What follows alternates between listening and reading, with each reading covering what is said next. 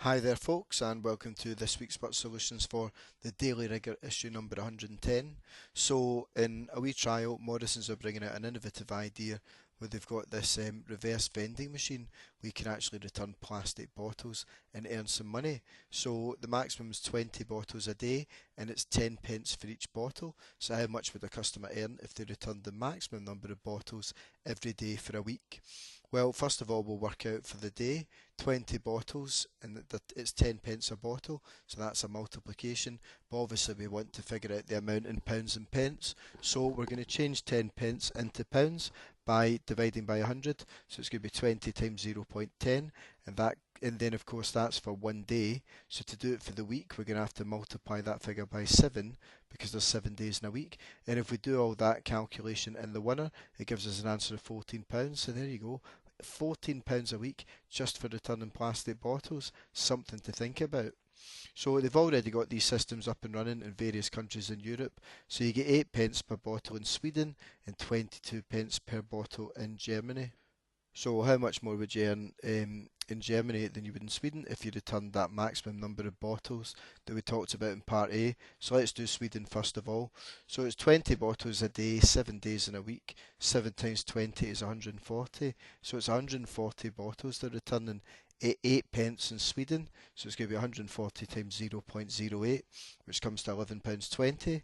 So Germany, it's 140 bottles again, but this time we're multiplying by 0.22, and that comes to £30.80. We'd expect it to be more. And then how much more would you earn means we've got to take those two values away from each other. So you would get £19.60 more for your money in Germany. So if you're anywhere near East Kilbride, possibly check out that machine and don't forget to bring your plastic bottles.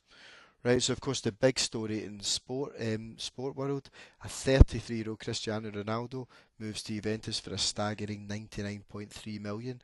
That being said, they've sold a staggering number of shirts. So the question is, how many more shirts do they need to sell in order to cover the cost of buying Ronaldo? Well, first of all, they've made £92 per shirt, and there's 520,000 of them. So the total amount raised so far, we're going to times these two together to get 47,840,000. My goodness. So we're now going to take that off the transfer fee. So 99,300,000. Take away that big number. So that means that they've got a balance of 51,460,000 to clear. And we need to see how many times the amount the amount for one shirt goes into that amount due. In other words, it's a divide. So we're going to divide by 92, and that's going to come to 559,347.8261. But of course, we've got to round it. Now, this means and a bit. So even if that was a 1 or a 2, that number, we're always going to have to round up in terms of the context of the question. So Juventus have still got to sell 559,348 more tops. And do you know what? We can just about see them doing it, can't we? And then there's just a £500,000 per week in wages to cover. But good on him. A model professional, and I will say one thing about him, very dedicated, and he does an awful lot of good work for charity. Okay, so I love this story. Next, the Build-A-Bear promotion. Great idea, but parents were queuing for 9 hours to get into stores. I mean, it was crazy. And obviously, a couple of very good bear puns there for anyone that's into that kind of thing. So a mother's got 3 children, so the youngest is 3, so they'll be paying £3 for a bear. The middle child is the square of this age, so to square a number you multiply it by itself. So 3 times 3, so the second child's 9. And the eldest child is the next prime number above the middle child. So 10's not a prime number, but 11 is, because it can only be divided by itself in 1.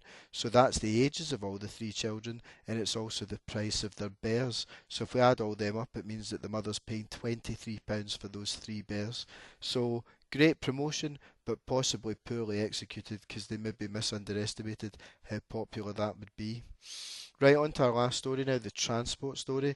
Fantastic one. It's a wee flying car, and it says that it's best taken off and landing in grassy surfaces. So you're in the park, and you can just take off and land as you will, and you can actually buy one of them without having a pilot's license. So I mean, fantastic. Really exciting stuff here. Some of the stuff they're doing with transport. So what would be, how long would it take for the black fly to fly its maximum distance at its maximum speed, and we have to give our answer to the nearest minute. So it's saying how long, which means that we're working at a time, and we can get that by doing the distance divided by the speed. So the distance is 25 miles, the speed is 62 miles per hour, and if we divide them we get 0.4032, this rather awkward number. Now if the speed's in miles per hour, it means that our time's going to be in hours, but we want to give our answer to the nearest minute. So to change hours into minutes, we've got to multiply by 60 because there's 60 minutes in an hour, and then if we do that and round to the nearest whole number, it's going to come to 24 minutes. So we're going to keep an eye on how that product develops, and you never know, if you guys keep liking the stuff in the social media, maybe I'll be able to get one of them myself. I can only dream, can't I?